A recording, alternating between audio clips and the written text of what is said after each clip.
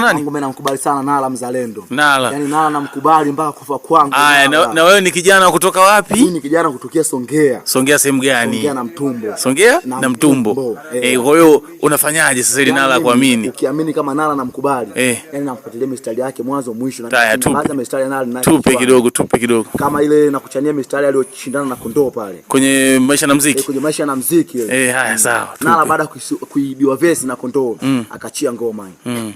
Najiuliza nashindana kwa nini? Wote nataka mjue nashindana na mimi, sishindani na Kondoo, nashindana na akili yangu.